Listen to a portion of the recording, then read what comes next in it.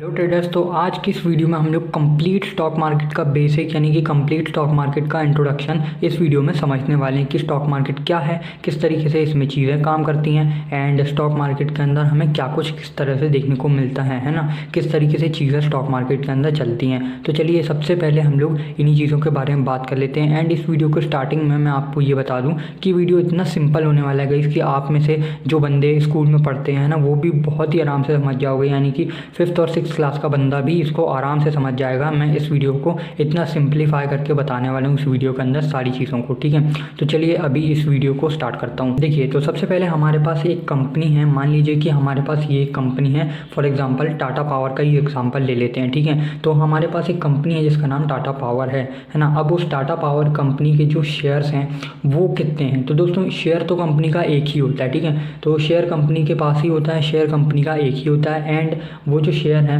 वो आपको ऐसे नहीं दिया जाता, वो स्टॉक्स के रूप में डिवाइड करके आपको दिया जाता है कंपनी के द्वारा, ठीक है। कंपनी उसको डिवाइड करती है ऐसा स्टॉक, जिसको आप लोग स्टॉक्स कहते हो ना, कि मैंने इतने स्टॉक्स परचेज़ किए, मैंने 30 स्टॉक लिए, मैंने 2000 स्टॉक्स लिए कंपनी के, है ना, जिसके आप लोग दोस्त लोग आपके कहते होंगे या किसी बड़े को आपने कहते हुए सुना होगा।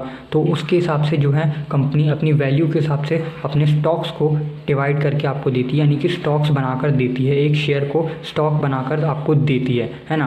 अब आप जो है उस कंपनी के अंदर ऐसा स्टॉक परचेज करके इन्वेस्ट करते हो, ठीक है। तो आप उस कंपनी के इन्वेस्टर बन जाते हो, उस कंपनी में इन्वेस्ट करते हो, आप उस कंपनी के स्टॉक्स खरीदते हो, है ना कि शेयर खरीदते हो। शेयर खरीदोगे भाई तो आपका ये हो जाएगा कि हाँ मैंने एक कंपनी का एक शेयर खरीदा, है ना, मैंने दूसरी कंपनी का एक शेयर खरीदा। तो एक कंपनी का आप एक से ज़्यादा शेयर नहीं खरीद सकते, ठीक है। तो एक से ज़्यादा भाई क्या ही शेयर करोगे। और दूसरी बात है,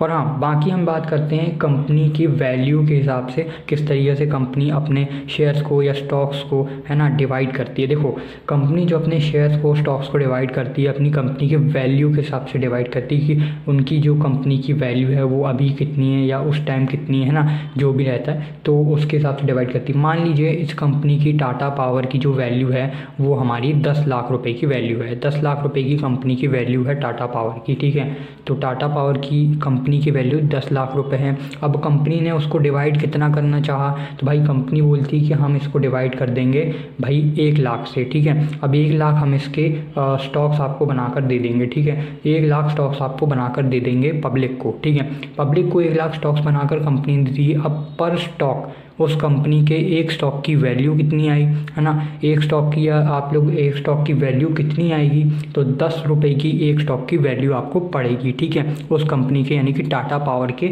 एक स्टॉक की, है ना। तो एक स्टॉक आप खरीदोगे तो 10 रुपये का आप खरीद सकते हो, 2 खरीदोगे तो भाई 20 रुपये का खरीद सकते हो, ठीक है। 5 खरीदोगे तो 50 रुपये का खरीदोगे, है ना। तो कुछ इस टाइप से आप लोग परचेज़ कर सकते हो। 10 खरीदोगे तो भाई 100 रुपये के 10 आ जाएंगे, तो कुछ इस टाइप से, है ना। अब आपको जितनी भी क्वांटिटी खरीदनी है सिंपली आपको उसको 10 से इंटू कर देना है। जैसे कि आपको 1000 खरीदने हैं तो आपको 1000 को 10 से इंटू कर देना, आपका आंसर आ जाएगा। तो कुछ इस प्रकार से हमने एग्जाम्पल लेके ये चीज़ समझी। नेक्स्ट बात करेंगे हम लोग अपने आईपीओ के बारे में, है ना। आईपीओ क्या होता है, किस तरीके से चीज़ें काम करती हैं इसके अंदर। तो देखो, आईपीओ होता है इनिशियल पब्लिक ऑफरिंग, ठीक है। तो इनिशियल पब्लिक ऑफरिंग जो होता है वो आपको कुछ इस प्रकार से देखने को मिलता है कि भाई आप मान लीजिए एक कंपनी के ओनर हो, ठीक है। आपने एक कंपनी खोली, अब वो कंपनी थोड़ी सी छोटी है, ठीक है। आप सोच रहे हो कि भाई हमें अपनी कंपनी को बढ़ाना चाहिए, हमारी कंपनी का जो प्रोडक्ट है वो लोगों को पसंद आएगा। आप मान लीजिए किसी भी एक ऐसी कंपनी चलाते हो जो वेफर्स का प्रोडक्शन करती है, ठीक है, जो कि एक खाने पीने के आइटम का प्रोडक्शन करती है ना, खाने पीने की चीज़ों का प्रोडक्शन करती है आपकी कंपनी। अब आप उस कंपनी को बढ़ाना चाहते हो आगे, अब आपके पास फंड्स नहीं है। फंड्स के लिए क्या करोगे, आपकी अपनी कंपनी को भाई लिस्ट करवाओगे, है ना। लिस्ट करवाओगे कहाँ पर भाई, मार्केट में लिस्ट करवाओगे अपनी कंपनी को, ठीक है। स्टॉक मार्केट, शेयर मार्केट के अंदर लिस्ट करवाओगे। लिस्टिंग से क्या होगा कि भाई लिस्टिंग करने के बाद आपकी कंपनी को लोग, आप अपनी कंपनी को लोगों को बोल सकते हो कि भाई हमारी कंपनी में आकर बाकी जो पब्लिक है वो इन्वेस्ट करे आके, ठीक है। वो उन लोगों के लिए दरवाजे खुल जाएंगे आपकी कंपनी के अंदर इन्वेस्ट करने के, और आपके भाई दरवाजे खुल जाएंगे आपकी कंपनी को बढ़ाने के, ठीक है। तो कुछ इस प्रकार से चीज़ें काम करेंगी। अब आप लोग अपनी कंपनी को बढ़ाओगे कैसे? देखो, आप लोग पब्लिक को बोलोगे कि भाई हम एक IPO रिलीज़ कर रहे हैं, ठीक है। अब उस IPO में आपको आके इन्वेस्ट करना है ना। अब IPO के जो भी आप लोग इनिशियली जो भी ऑफ़र करोगे, है ना, जितना भी प्राइस रखोगे इनिशियल, वो आपको इनिशियल प्राइस पे लोग आपका जो स्टॉक है, ये शेयर है जो भी है, वो आपके लोग परचेज़ करेंगे, ठीक है। तो आपका जो भी इनिशियल स्टॉक होगा, जैसे मान लीजिए आपने कोई कंपनी खोली वेफर्स की, ठीक है, हैप्पी वेफर्स नाम से आपने एक कंपनी खोली। अब उसका जो हैप्पी वेफर्स कंपनी का एक स्टॉक है, आपने एक स्टॉक मान लीजिए 50 रुपये का बेचा, ठीक है, इनिशियली, है ना। तो एक स्टॉक आपने इनिशियली 50 रुपये का बेचा। अब भाई लोग खरीद रहे हैं बिल्कुल, ठीक है, कि हाँ मैं 50 रुपये में ले लूँगा, फ्यूचर में इसकी वैल्यू बढ़ जाएगी, लाख रुपये का हो जाएगा, या ये जो शेयर है ना 1000 रुपये का हो जाएगा, तो मैं इसको बेच दूँगा। तो कुछ इस तरीके से लोगों ने जो है आपका हैप्पी वेफर्स कंपनी का, आपकी कंपनी का जो है एक स्टॉक खरीद लिया, ठीक है, यानी कि बहुत सारे स्टॉक्स खरीद लिए। अब आपके पास तो आ गए भाई फंड्स, ठीक है। तो फंड्स आने की वजह से आप अपनी कंपनी को ग्रो कर सकते हो, और जिन लोगों ने आपकी कंपनी के स्टॉक्स खरीदे थे उनको भी फ्यूचर में आप लोग ग्रो कर लोगे तो आप उनको भी अच्छा रिटर्न दे दोगे, है ना। तो जो भी कंपनी प्रॉफिट कमाती है उसका आपको कुछ ना कुछ बेनिफिट या कुछ ना कुछ लॉस जो भी होता है, कंपनी को लॉस होगा तो आपको भी होगा, कंपनी को प्रॉफिट होगा तो भाई आपको भी बहुत प्रॉफिट होगा। तो कुछ इस टाइप से चीज़ें काम करती हैं। अभी नेक्स्ट हम लोग बात करते हैं दूसरी चीज़ के बारे में। तो देखो, अभी बात करते हैं भाई व्हाट आर स्टॉक एक्सचेंजेस, मतलब कि स्टॉक एक्सचेंजेस जो हैं ये क्या हैं, ठीक है।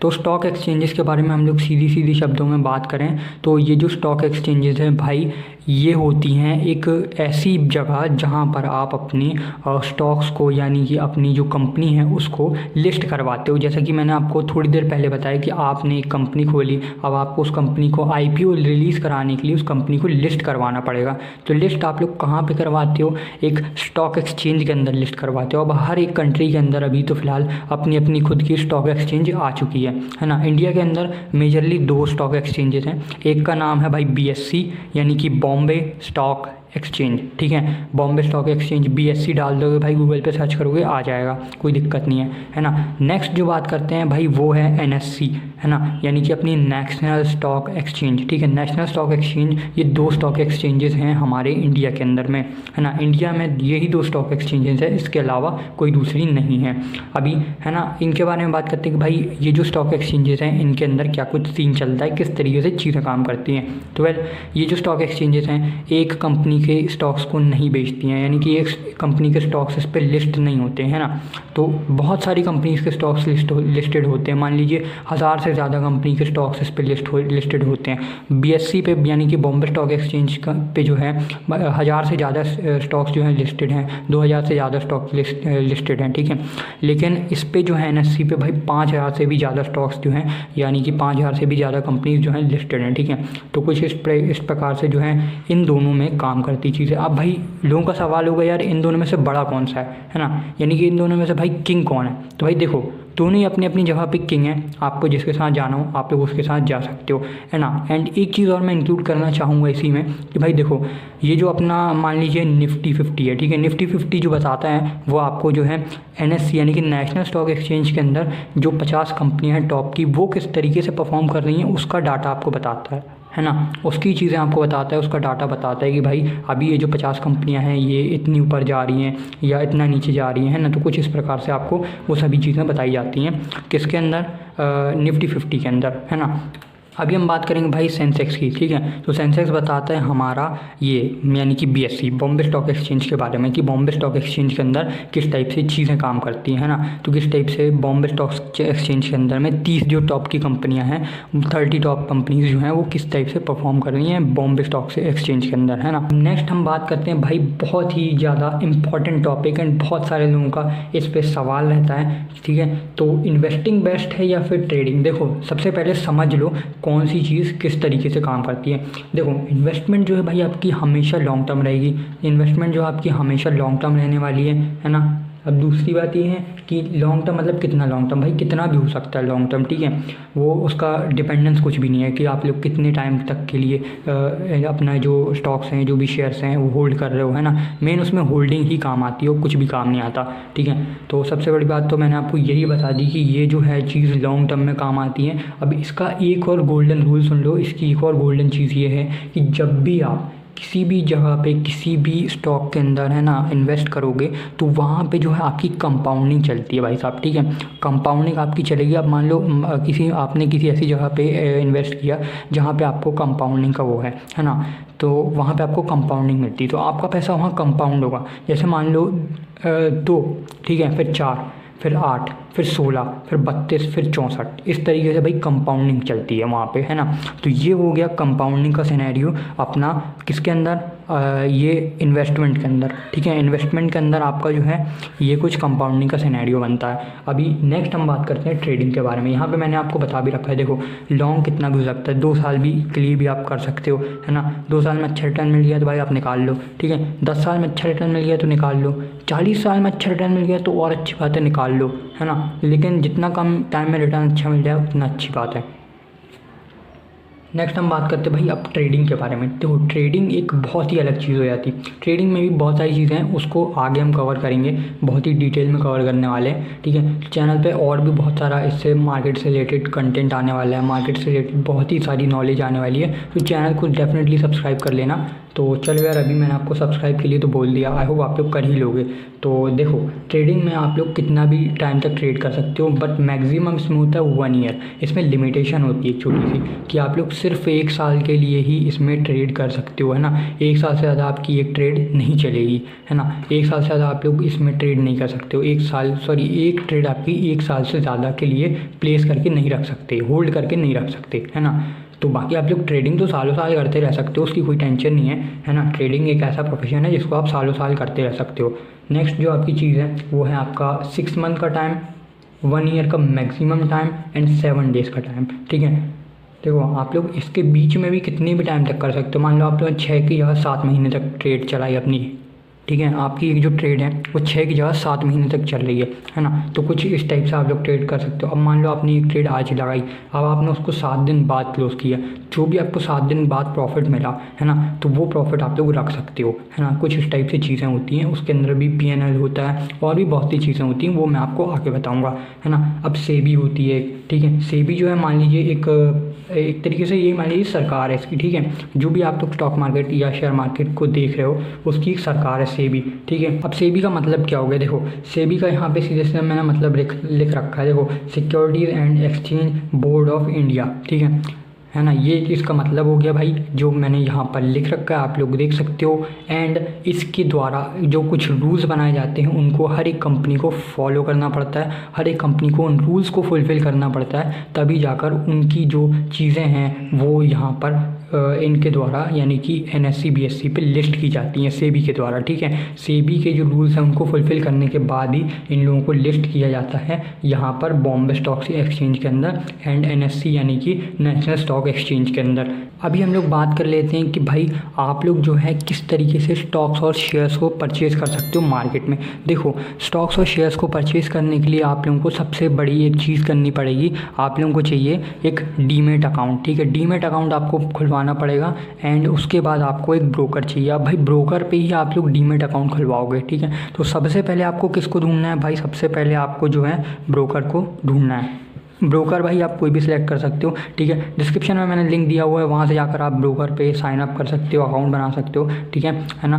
तो वो चीज़ भी आप वहाँ से कर सकते हो, डिस्क्रिप्शन में लिंक है, जाकर वहाँ से आप लोग फटाक से डीमेट अकाउंट बनाओ। एंड बाकी आपको जो है चैनल पर जो है सारी इन्फॉर्मेशन देखने को मिल जाएगी, तो उस इन्फॉर्मेशन को यूज़ करो एंड भाई पैसा छापो, बढ़िया, कोई दिक्कत नहीं है ना। नेक्स्ट हम बात करते हैं भाई कि आप लोग की जो है मान लीजिए ये स्टॉक्स हैं, ठीक है। अब ये जो है आपके स्टॉक्स हैं, ठीक है। अब इन स्टॉक्स को जो है आपने परचेज़ करके अपनी विश लिस्ट के अंदर डाल रखा है ना। इनके अंदर आपने इन्वेस्ट किया हुआ है। अब भाई हर एक स्टॉक को आपने इन्वेस्ट किया हुआ है, तो एक मैं आपको की पॉइंट बताता हूँ, ठीक है, इस वीडियो के एंड तक। देखो ये वीडियो एंड करने जा रहे हैं, इसका की पॉइंट ये है कि आप लोग ना एक स्टॉक में पूरा पैसा इन्वेस्ट मत करो, आप लोग करो मल्टीपल स्टॉक्स के अंदर पूरा पैसा। जिससे कि आपके मान लो ये 2 स्टॉक फेल हो गए, है ना, ये 2 स्टॉक में आपको रिटर्न नहीं मिल रहा, इसमें आपको थोड़ा लॉस चल रहा है ना। मान लीजिए आपने ये स्टॉक खरीदे थे, एक ख़रीदा था 10 रुपये का, एक ख़रीदा था 50 पे, ठीक है। अब इसकी वैल्यू हो गई है 5 रुपये और इसकी वैल्यू हो गई है आपकी 35 रुपये, ठीक है। तो आपको लोगों को थोड़े थोड़े पैसों का इसमें लॉस चल रहा है। बस इसमें हो गई है आपकी वैल्यू 100 रुपीज़, जो कि आपने 50 पे ख़रीदा था इसको, है ना। एंड इसकी वैल्यू हो गई है आपकी 35 रुपीज़, ठीक है, जो कि आपने इसको 20 पे ख़रीदा था, है ना। तो कुछ इस टाइप से आपका जो पुराना लॉस है वो तो रिकवर हो गया, साथ में आप लोग प्रॉफिट में भी आ गए, है ना। तो ये जो स्ट्रैटेजी आपकी काफ़ी अच्छे से काम करेगी एंड आप लोग जो है इसके द्वारा पैसा बना सकते हो। मेरा एक फ्रेंड था, आपको एक स्टोरी बताता हूँ। मेरा एक फ्रेंड था, उसने भी सेम यही किया, एक ही स्टॉक में पैसा इन्वेस्ट कर दिया एंड उसको जो है वो स्टॉक जब डाउन हो गया तब उसको लगा कि भाई अभी ऊपर नहीं आएगा, एंड उसने एक गलती कर दी कि भाई उसी टाइम उसने जो है अपने फंड्स को वहाँ से निकाल लिया, विड्रॉल कर लिया। तो उसने बहुत ही बड़ी गलती यही की थी कि उसने एक ही जगह पे इन्वेस्ट किया था। अगर आप लोग मल्टीपल जगह पे इन्वेस्ट करोगे तो आपके पैसे ज़्यादातर टाइम सेफ रहेंगे, है ना। तो आई होप इस वीडियो में आपको बहुत ही सारी चीज़ें समझ में आ गई होंगी। तो अगर वीडियो में समझ में नहीं आया तो भाई कमेंट कर देना एंड इस वीडियो को हो सके तो 2-3 बार और देख लो ताकि आपको सारी चीज़ें समझ में आ जाए, है ना। मैंने इस वीडियो को बहुत ही सिंपल तरीके से बताया है एंड नेक्स्ट जो हमारा टॉपिक है वो होने वाला है भाई बेसिक्स ऑफ ट्रेडिंग, ठीक है। ट्रेडिंग के बारे में हम लोग सारी चीज़ें इन डेप्थ कवर करने वाले हैं उस वीडियो के अंदर, बिल्कुल ही डिटेल में जाएंगे, ठीक है। एंड आपको एकदम प्रोफेशनल तरीके से समझाऊंगा, एकदम बिगिनियर को भी आराम से समझ में आ जाएगा, लेकिन वो चीज़ें मैं एकदम प्रोफेशनल तरीके से आपको उसमें समझाऊंगा जो कि बिगिनियर्स को काफ़ी अच्छे से समझ में आ जाएगी, इसी तरीके से सिंपल भाषा में, ठीक है। मिलते हैं नेक्स्ट वीडियो में, तब तक के लिए बाय बाय।